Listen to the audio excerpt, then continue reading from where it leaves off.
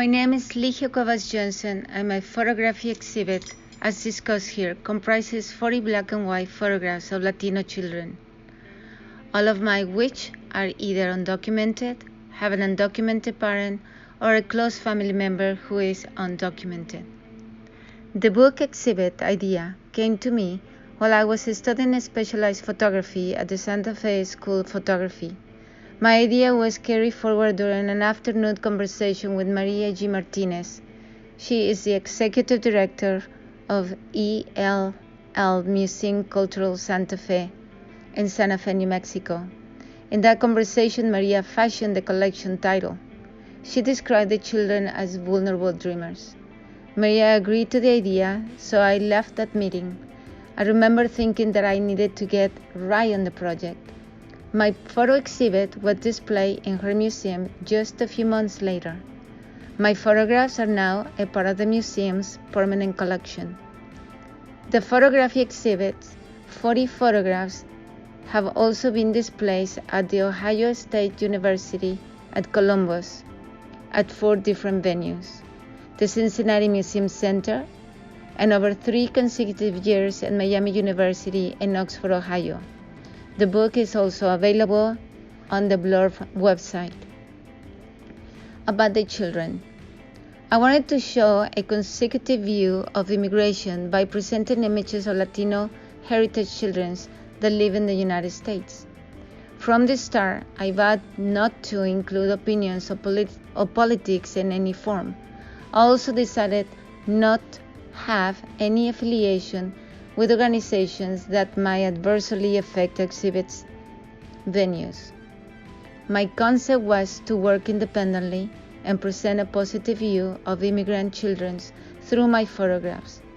Because I am an immigrant and because I have 4 years worked with immigrant children, I knew that portraying them in their daily lives as ordinary children would display the positive, uplifting character that newscasters and others too often overlooked. Also, I think it is important for all of us to remember this country's affiliation with the Spanish language countries. We tend to forget that Texas, New Mexico, Arizona, California, and parts of Colorado and Nevada were once part of Mexico.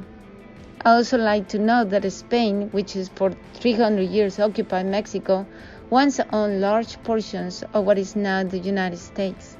For example, Spain first explored and claimed San Diego in 1542, Pensacola, Florida, 1559, Santa Fe in 1607, and San Antonio in 1718.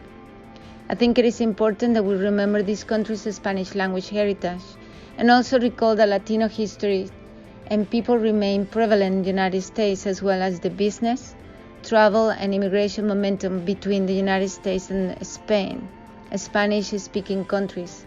Mexico, for example, is our largest trading partner, with $614.5 billion exchange between the two countries. The remainder of Latin America is estimated at $4 billion. About the photographs. My work habit was to visit Latino gathering places and find and talk with children's parents, explaining my project and asking permission to photograph the child. My approach was that of a photojournalist, to find and respectfully photograph the children in their daily environment. My objective was to present a visual momentum in the lives of these beautiful children. For the children's well-being, I don't collect personal information or ask their parents' names, nor do I record the photo location or ask about the citizenship. And further, I change the children's names when they appear in the book or exhibit. From the very start, I ensured that nothing could be traced back to the child or the family. About me. I am a school teacher who specializes in English as a second language and students with limited interrupted formal education. I immigrated from Mexico more than 20 years ago with a degree in curriculum planning from the National Autonomous University of Mexico. I obtained U.S. citizenship soon after I have since completed my MBA, a Master's in Business, and a Master's in Education with Linguistics major, and just recently completed my ED degree.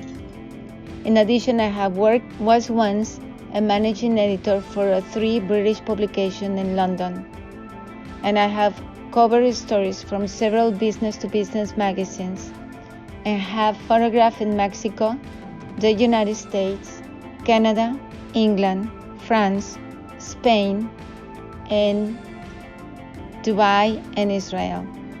Finally, I have a second book underway, one that looks at the lives of undocumented immigrants, and I hope to produce work on other immigrant children in the future. You can find me at www.ligiacuevasphotographer.com. Thank you.